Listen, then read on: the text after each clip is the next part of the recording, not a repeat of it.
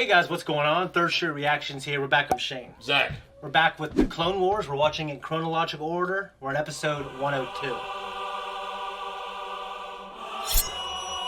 Guys, last episode we had, kind of like you grew up loving Maul and you want him to be a badass. Like, it was disappointing from that respect. Because him and his brother, Savage, I think was a very great addition. They're kind of reeling a little bit, you know? Like, Obi-Wan, it was a great lightsaber fight. But Savage got disarmed. Oh, yeah. Maul got his mechanical leg cut off. I thought it was a great fight. And there were... I mean, it didn't look like he clearly kicked the shit out of them. Yeah. It was just one of those things. It's just like where Anakin and Obi-Wan kicking the shit out of Dooku. And then... But, like, I don't know. I think it was kind of even. And then Dooku took him out. And you would think, well, if he took him out, then he should have the advantage. But then, you know, Anakin turned on. Yeah. Just like Obi-Wan turns on. And then, of course, the pirates, they had to run. I mean, that's how Darth Maul got his leg shot off. It's the pirates. It wasn't Obi-Wan. Oh, that's right. It was fucking, what's his name? Hondo. Yeah, Hondo. Yeah. So it was a pretty cool episode. I liked the fighting, but, you know, I think it's one of those things where you need to bring Darth Maul back in a good way. Yeah, no, I mean, I'm interested to see where that would go with him taking control of Crimson Dawn, right? Well, you know, because of Solo, Crimson Dawn. Yeah, right? That's a little later from now. Yeah, it's not Black. I'm just making sure I got the name right. Well, you mentioned Black Sun. You should remember that for the next okay, coming well, Black episode. Sun, but yeah. Also Crimson Dawn's the other one that he takes control of, right? At the point of Solo. Yeah, the point of Solo. Yeah. And I don't even precisely know how that happens. I think they were trying to flesh that out, but Solo underperformed so badly. So, you know, I want Ray Park. I want him to do things, you know, because I know that man wants to. Solo had a lot of good. Like, it wasn't my favorite Star Wars film. Yeah. I know it's Hawkenberry's, but to me, it's just. Well, I love the Detroit aspect. Like, this is this, you know, where they built it cars. had some cool, like the train heist with great. the droids, the Sentinel droids that were guarding it. Like, that stuff looked really good. Yeah. I didn't really care for what's her name, the woman that played Daenerys. Kira. She played Kira in the movie, but her name is Emilia Clarke. Yeah, Amelia. Yeah, I mean, she was okay. I didn't think she was great, but you know, I like Woody Harrelson. I liked him a lot. You want to play the Valkor? Yeah, he's one of those guys who puts everything in the back burner, and it just yeah, he's just one of those shitty guys. Yeah. You know, I liked him, and I like that. I like that a lot. Well, I like that relationship. I guess he's kind of like, it wasn't a resentful relationship. Yeah, it was kind of all business, but they still had their regrets respectively. You know, like Han beat him, but he's still like, you know, he wasn't an asshole about it. But the question is, like, Darth Maul as a Sith, like, one thing to think about, like, what are they trained to do?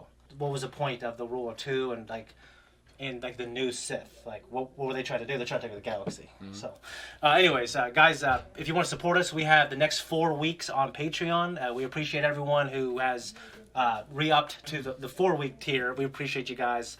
Much love to you, and we're going to jump in now. I have a notepad. You have a pen? Yeah. Yeah. For you. Damn it! Damn it! Oh, we're gonna line it out. Sorry. Oh yeah. Yeah. Evil Alliance. My support systems ain't looking good. Kind of disappointing, isn't it? Mandalorians. Darksaber. What are you? Should we rub them out? I want to hear their story. If they're an enemy of the Jedi, then they're a friend of mine. Are these the same ones that were on that Ahsoka and boyfriend? Which also means Bo-Katan as well, who is great about Katie Sackhoff. That, you know, she played the voice in the Clone Wars and then live action. So she's just been in the... She's just a nice ass. You know, she's a beaut. It's great. Great ass. A podcast where she said, 80% of the fan base hates me, 20% wants me to step on her face. Savage. You're not Jedi. So what are you? We are Sith. Do you serve Count Dooku? I serve no one. I thought there could only be 2 Sith, a master and an apprentice. We are brothers. The true lords of the Sith. What happened to your ship? Destroyed by Jedi. Do you know which Jedi? Kenobi. Repair this one's legs, and do what you can for the other. Yes, sir. Your mark. The sign of Clan Vizsla. I am Pre-Vizsla. We are the Death Watch. Descendants of the true warrior faith all Mandalorians once knew. Our people were warriors, feared. Now they're ruled by the new Mandalorians who think that being a pacifist is a good thing for peace. Duchess Satine and her corrupt leadership are crushing our souls, destroying our identity. If they are weak, why do you wait? The Duchess has powerful allies, including your Jedi friend Kenobi. We can help you reclaim Mandalore. And punish Kenobi for his trespasses. We allied ourselves with Sith before. Count Dooku, he betrayed us. Sith are no better than Jedi. They claim to be powerful, but we put these two back together after the Jedi gutted them. Doubt will only lead to failure. Hold! Our combined strength will be rewarded. Mandalore will be yours, and Kenobi, this Sith pretender Dooku, and all our enemies will fall. Check on your brother. We'll put it to a vote. Use combined strength.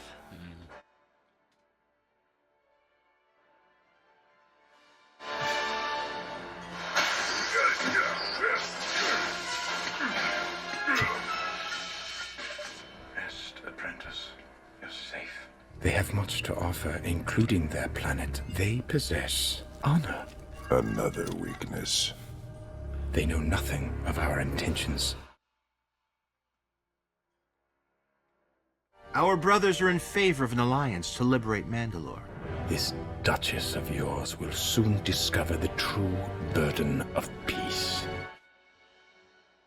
Your people are strong and skilled, but you will need an army to free Mandalore. We can assemble an army, beginning with the Black Sun. They're a crime syndicate. Hardly a force to rally with. They can provide us with the resources we need to sustain a war without the scrutiny of the Republic. Are you gonna say Prince Ali? Fuck. You fucking dick. Well, I don't. That's not Shizor, I believe. Okay, Unless I forgot. I say Zizor, but the guy in the audiobook says Shizor, so I don't know. Yeah. Come on, come in there like they're invading. He's like Goro without 4 arms. Yeah, kind of, right? How lucky for them! He's a lot stockier than Shizor was. Remember that? No. Combat? I don't know. It's been so long. We request an audience with your leaders. It'll be your funeral. He kind of looks Asian just because of What? like that little mustache and Well, the outfit, too. Why do you come here? Hey. We seek an army. Fools. We are not mercenaries. Kevin Michael Richards, right? Dispose of them. Keep their ships and weapons. This is your last opportunity to join us. Quiet. We are the Black Sun. Very well, then.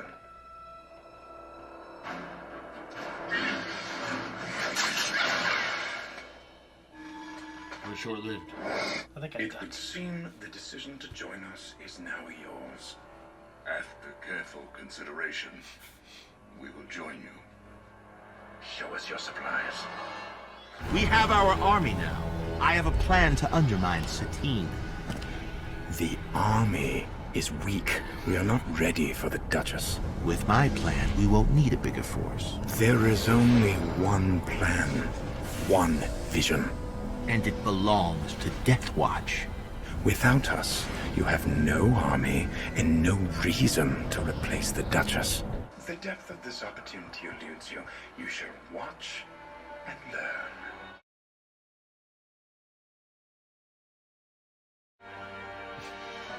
What just happened?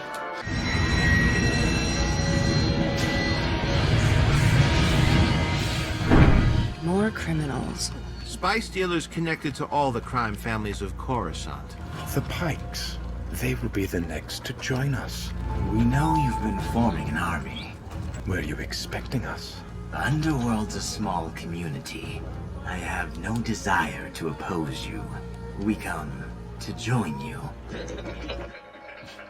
Very good. Then ready our troops. We leave for Nalhutta immediately. Where's the shithole, man? There are many things the Hutts influence and possess that would be useful to us. We have no credits. Your lives, in exchange for Hutt space and everything in its borders.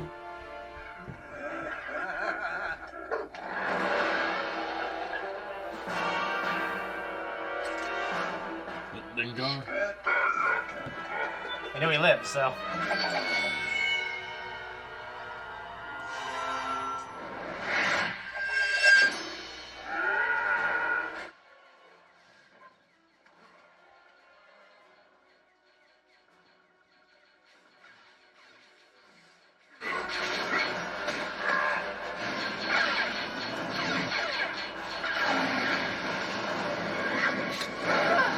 Slugs.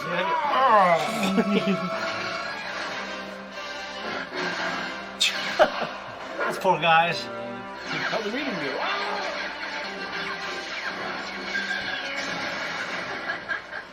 I see negotiations have gone as planned. Secure this platform. Acid rain, too.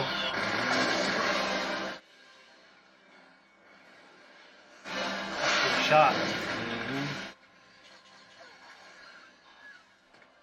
Retreat! Retreat! Back inside!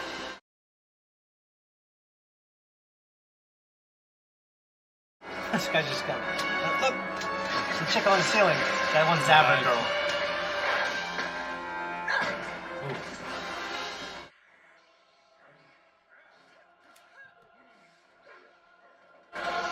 Tried to that Kenobi. Didn't work.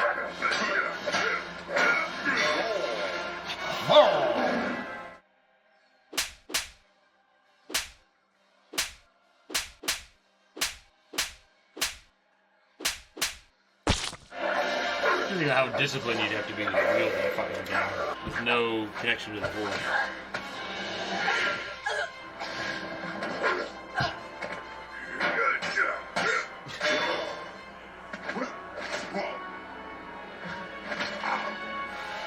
Come on, let's get out of here. Let them go. They're only bounty hunters. They have no allegiance. That's probably got the fuck out. Sir, the Hutts have escaped. Yeah. Except one. How fast do those things move is my question. Where are the others? Kill him.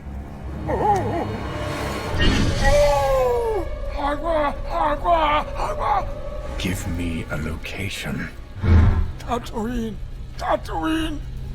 Jabba's palace. So the only thing that you can tell me is that I will find Jabba at Jabba's palace.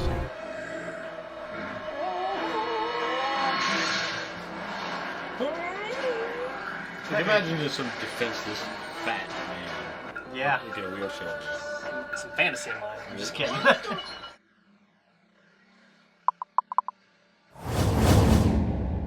I never thought about when we watched The Mandalorian season 3, them dropping out of there the way they do. Yeah. Worthless in this too. He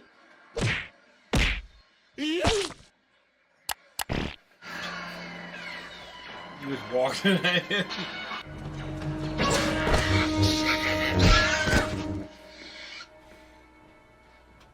Cheap labor.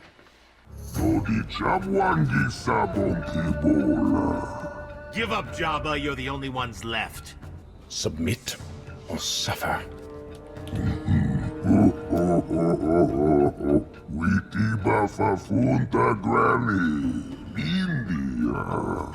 The mighty Jabba and the Hutt families have decided to join you.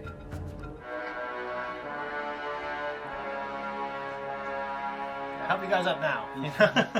Between the Hutts, Black Sun, and the Pikes, we'll have a large reserve of muscle and supplies. Then Mandalore and Kenobi are still our priority? They are vital. I'm curious to hear the rest of your plan. You will still rule Mandalore, and under your protection, I will command a new galactic underworld. With their combined forces, the Republic and the Separatists will be irrelevant. Then are we ready? Mobilize the army. Send an advanced guard to the capital. I want a list of targets vital to Mandalore security. Choose wisely. There will be no second chances. The type of deal that Siths make and the alliance. You think of Vader and Lando. Focused. Mandalore will soon be ours, and Maul and his brother will be dead alongside the Duchess. Full length, see that YouTube channel. This is just kind of a cool thing, I think. It was accompanying this on StarWars.com, so just so we can watch it. Darth Maul is back. What do you do with a Sith Lord that was thought to be dead that now is back alive? Beyond his hatred for Obi-Wan Kenobi, there was the idea that he was a well-trained apprentice, and that he would start to do the things that he had been trained to do, to build armies. So George came up with the idea of teaming up Maul with Mandalorians, which I think instantly, when you say that to a Star Wars fan, you think, wow, that's a pretty potent group. Now, the thing with the Mandalorians is that they have this code of honor, this warrior code that Maul understands, and he also understands that he can use this. While Maul understands it, he doesn't follow the same type of code. And he looks at it with the Mandalorians as this is a terrible hindrance, and this is why these guys will never amount to much. They're armored, they're dangerous, they're disciplined, and they're reliable. But bigger than that was the idea that Maul really wanted a broad power base, and to get this, he identifies the criminal underworld as a place for him to flourish. Because Sidious, in his gaze, is more focused on the war at hand, encountering the Jedi. Maul knows this, so he figures he could sneak in and create his own little miniature empire underneath everything by existing in the underworld. There are really two different types of villains in Star Wars. There are the mythic villains like Palpatine, Darth Vader, or Darth Maul. And then there are the more grounded, frontline, dirty underworld villains. You probably don't know the Black Sun and the Pikes.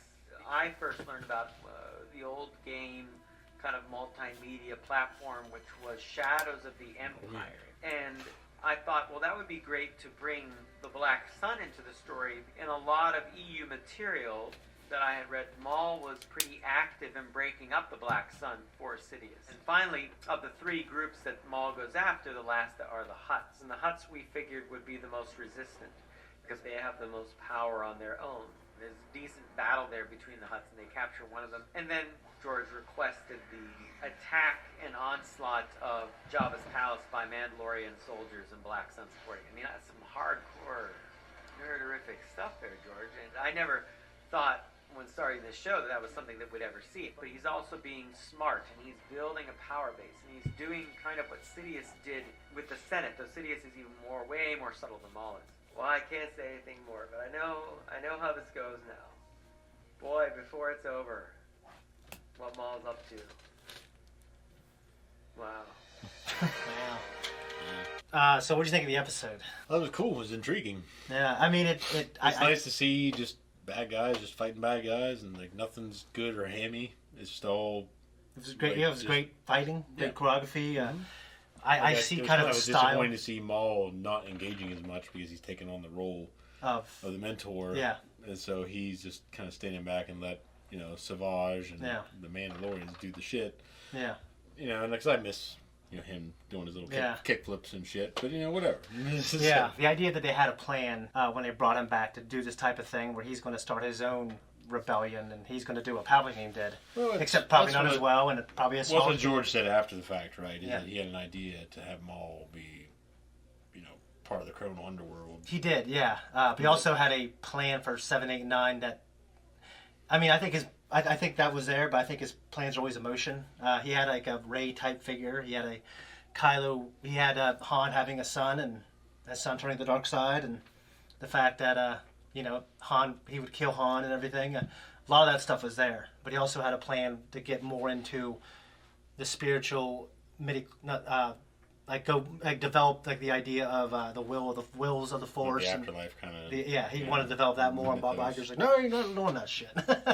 Honestly, I'd be kind of interested to see now after what we got. Yeah, what would come from it, but No, You have what you have. It's how it always is. I certainly think his idea for Maul was interesting. But, I mean, Maul, you know, is a character that, I mean, there's a lot of Maul stuff, I think, for you to see that I think is really good. And post-George Maul stuff, you know, I think is, I mean, obviously you saw Solo. Mm-hmm. So you know there's post-George Maul stuff. I think they develop it pretty well. So, yeah, well, I said talk about wanting to create his own criminal underworld. I have to imagine that's what Crimson Dawn is. Is that after he consolidates a lot of his power in the underworld, he makes his own little syndicate. It's unclear to me exactly when that comes into play, or if it's around now and it's just not something we see in the show. Mm-hmm. But I think it's cool that George brought in the Black Sun from Shao's the Empire, which I didn't play the game actually like a lot of people. I read the book. I think the book is amazing. I never read the book. I never played the game. Because the game had, what's his name, Kyle Katarn, right? No, it had Dash Rendar. That's right. Yeah. He was like the Han Solo type. Yeah. Who the fuck was Kyle Katarn? He is in the New Jedi Order, and he is considered the Chuck Norris of Star Wars.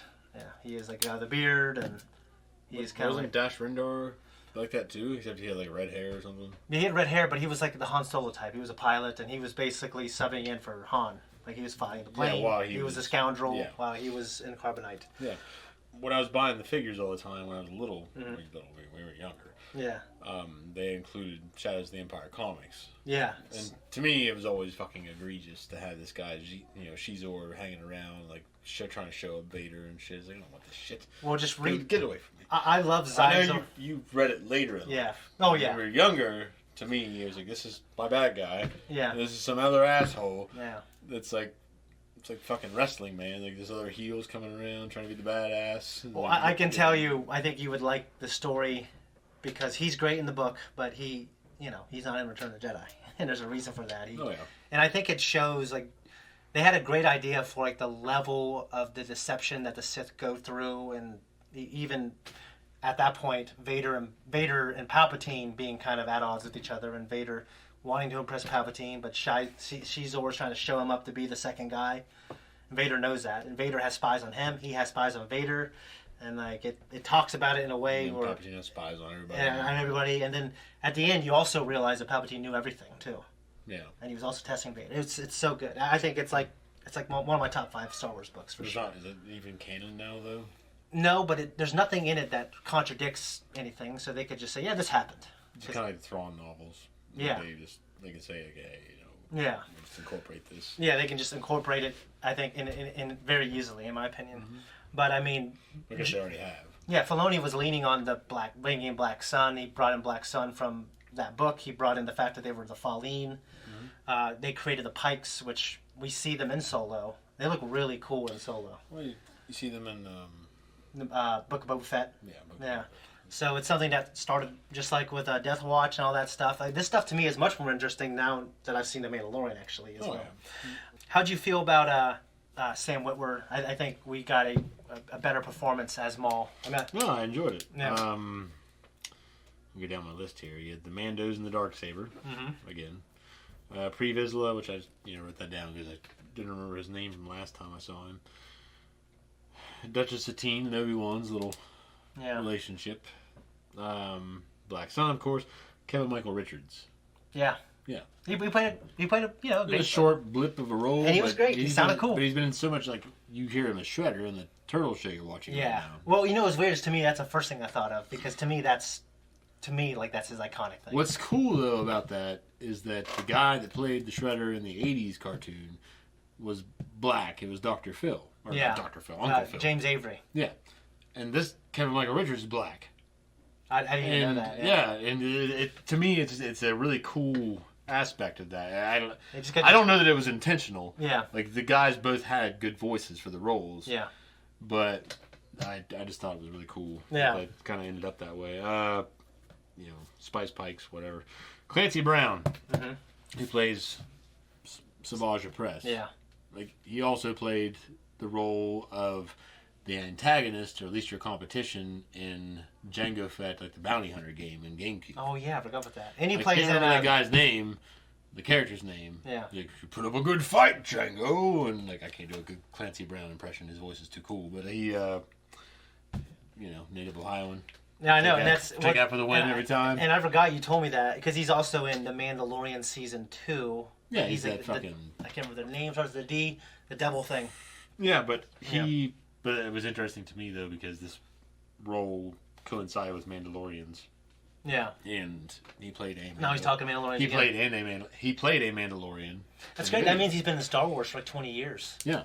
Did you like the idea of Maul doing what he was trained to do? Like, it obviously makes sense that he would. Yeah, it makes sense that he would take after his mentor, and even though he resents him for what happened.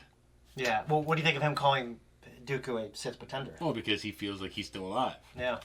Yeah. I'm still a fucking Sith, man. I'm still here. Yeah. I'm still in the game. I feel like that's so impressive. But the game has moved on without him. It has, because he was. If you remember, he was aware that the Clone Wars, like so it has started without me. Well, if Maul and Dooku showed down right now, who do you think would win? I don't know. Dooku is like one of the historically greatest lightsaber fighters. But Darth Maul, I mean, it was like one of the best Sith assassins.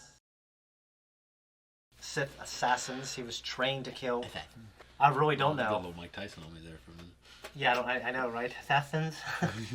Yeah, I don't know. I really don't know. I feel like if it was a lightsaber fight, then Dooku would win. But I feel like if Maul was just trying to kill Dooku, I feel like he'd find a way because he's an assassin and he might just get the jump on him. Because I gotta think of this version of Dooku. This version of Dooku is I love Christopher Lee, and they are the same character. Yeah. But like this version, those versions they're able to exemplify his skills a lot more. Yeah. Compared to a man that's in his 90s. Yeah, like Dooku. I mean, he's incredibly smart too. Yeah. And he, like he was picked because he's smart and resourceful. I mean, he's not a dummy. So I think if Dooku needed to build his own army, he could have. I don't know. What do you think? Who do you think would win? I mean, I think it'd be Dooku. I like Maul a lot. I loved what he was for us in The Phantom Menace when that movie came out. But I think that the way that stories progress, the way they elevate or advance your enemy combatants, Maul probably couldn't beat Anakin. Anakin is a prime. A prime Anakin. Yeah, prime Anakin. Yeah, it's so hard. I really don't know. I don't think he couldn't. Because you look at Qui-Gon was supposed to be a very good lightsaber duelist. What Maul was capable of is that kind of fighter, but Dooku at that point. Yeah. He was still kind of flash, so I guess maybe Maul would stand a chance, but yeah, like you got to compare. Like Dooku was better than Obi-Wan and Anakin up until the point where Anakin. That's like the canon thing. He is better than Anakin until Palpatine awakens and Obi-Wan gets taken out, and he has to beat him. That's the only time he's better than him. Mm-hmm. So yeah, you're right. It probably would be Dooku. We talk about this in boxing, in basketball. Like in their prime, I think Dooku's better than everybody as a duelist. Yeah. I mean, Anakin. He's just so powerful in the Force, and he's a very good duelist. I don't know if he's better. He's very athletic and strong. He's a naturally strong guy. He's 6'4", and he's supposed to be like strong physically. That's what they wrote about. Yeah, but Christopher Lee, if he's like 6'6", like how tall is Christopher Lee? Yeah, he's like 6'6". Yeah, so what about him in his prime? Like it's that's one of the cool. We talk about in boxing and basketball. We don't talk about in Star Wars, but Darth Maul in his prime. Well, Maul in his prime, like we pretty much saw him in his prime. Like because he's not in his prime now. Yeah, but he's still very good. In his 20s. Yeah, he's in his 20s. He had more midichlorians because he had a body. Yeah, and he was in his prime when he fought Qui-Gon and Obi-Wan. But it doesn't mean he was short-sighted mentally. Yeah, Anakin was in his prime technically. When he fought Obi-Wan. Yeah, but he never hits his real prime. What he could have done, but when he is in, he's more powerful as Vader in Return of the Jedi than he was as Anakin ever. Yeah. So it's just, but at the same time, though, it's like you weigh that against what you just said about Maul. He has less of a body, less midichlorians. Yeah, that's what I'm saying. Very much true for Vader, but Vader because he's the chosen one. Yeah, but Maul can, he can still grow, even though his potential, because we don't know if that was Maul. It was the peak of his life, but we don't know if that was the peak he was ever going to be. Yeah. He could have grown if he was. We can't say that. 40. I mean, you could say Dooku, he's already passed. Maybe his prime. That's what I'm saying. If Dooku's prime, I think he'd probably beat everyone. But Palpatine, though. Yeah, I don't know. But Palpatine is he's on his physical prime, but his in you see in Episode 9, his ability to summon the Force is unparalleled. Yeah. When we talk about the best duelist, I don't think he's up there with the best, but he he did what he needed to do quickly. Yeah. In episode 3. But like, yeah, I don't know. It's just like I think people will say, well, in a ring, I think this guy would win. On the street, I think this, like I really don't know. I think. Well, it's like we know, like we've agreed that we think Tyson. Yeah, I think he's the best boxer. Yeah, I think he probably is. Yeah. Yeah, he's probably the best boxer we've ever seen to this point in history. Yeah. Like it doesn't mean someone else won't come along. Yeah. That would, but boxing's not the same game anymore. So to me, it's different. So it's hard to tell. One thing I think about Dooku is like I think Obi-Wan, like he wasn't better than Anakin as a duelist, but he beat him on Mustafar. Because for multiple reasons. Reason, no. Yeah, he went there to kill Anakin. He went there for a purpose. He went there for a purpose, and Anakin was still split. Yeah, he was still split, and I also like the original idea for the choreography. It was like it was a freak thing that happens. They did the high ground court, whatever.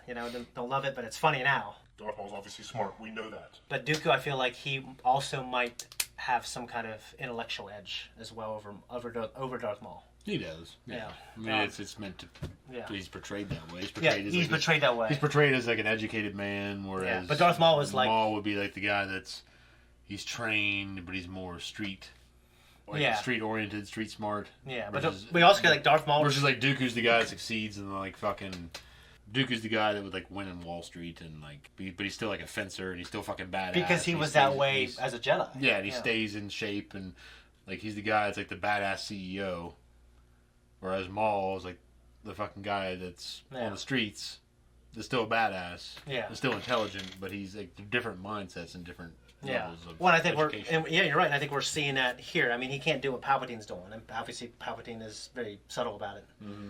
But Maul he's doing all the right things, I think. I have to think though, like with Palpatine's plan, how far was he planning on getting with Maul anyway? With the way Maul looks and everything, like I think Palpatine was always planning on ruling. Yes, it didn't really matter to him. I mean, he could have still used Dooku with the promise of power, you know, because Dooku already split off anyways. Mm. So I think he could. I don't know. I think. Well, I think with Maul though, is like he looks like a monster. So yeah, he does. Like, he definitely does. I think he was a great tool to reveal to the Jedi that we're back, and he's a great assassin. Mm. But Dooku is just perfect at doing what he's doing as being the leader of the Confederacy. So if Palpatine, like, I think he would do whatever suited him. So I think if Maul was there, he would use him.